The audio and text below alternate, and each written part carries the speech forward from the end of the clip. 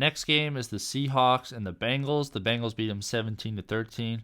Geno Smith, disappointing stuff here. 27-41, 323 yards, 0 touchdowns, 2 interceptions. The Bengals have a pretty good pass defense, and the yards were there.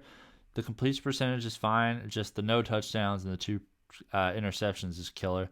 But he's, again, above Sam Howell, above Jimmy Garoppolo, in that tier with Dak Prescott right now, with the potential to get higher because he's putting out these high yardage numbers, and he's getting a lot of attempts too. Kenneth Walker is becoming one of the most reliable running backs in fantasy. 19 carries, 62 yards, and a touchdown. The efficiency wasn't there today, but he's getting volume like crazy. He's getting touchdowns. Play him every single week. Don't even think about matchup at this point. He's just really good. Geno Smith, 4 carries, 20 yards, and Zach Charbonnet, just the 2 carries for 5. I think he's a safe drop at this point. Tyler Lockett led the way for all receivers. 94 yards, 6 catches on 8 targets. It's going to be interesting to see how Jaxon Smith-Njigba works into this offense more, because apparently he's been ramping up from that wrist injury. 4 catches, 48 yards for Jaxon Smith-Njigba. He's a sneaky ad right now, but if Lockett keeps producing like this, I'm not sure how high Jaxon Smith-Njigba's ceiling is going to be, as long as Lockett and Metcalf are healthy. Metcalf had 4 catches for 69 yards. He led the way in targets, though, with 10, so that's definitely notable. Metcalf is really reliable as well. He doesn't really have the upside because he has Lockett and Smith-Njigba taking away touches, but he's still like super reliable. He got you 11 points here.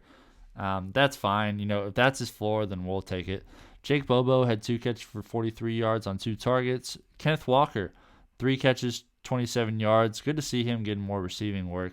Colby Parkinson had 3 catches for 16 yards. Zach Charbonnet had 2 catches for 14.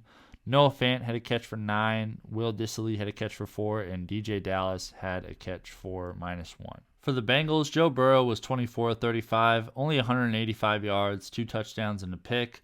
They have their bye coming next week, so I think he's going to be a lot better coming out of that bye. This is another, we're lucky to say that we have 2 opportunities to buy low on Joe Burrow, and this is absolutely one of them. Joe Mixon, 12 carries for 38 yards. Hate to see that. No touchdown.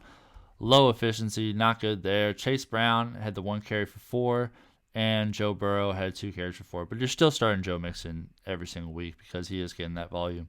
Jamar Chase, 6 catches for 80 yards on 13 targets. Good to see him coming back strong. Even though Burrow didn't do great in this game, Jamar Chase still had an awesome day. Tyler Boyd, 7 catches for 38 yards and a touchdown. Really solid fantasy day from him.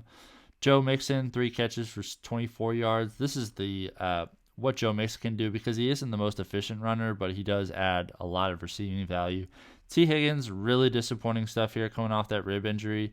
2 catches, 20 yards on 4 targets. He, in the past, has been cash money week to week. One of the most reliable fantasy receivers there is. But when he's coming off an injury, he's putting up duds like this.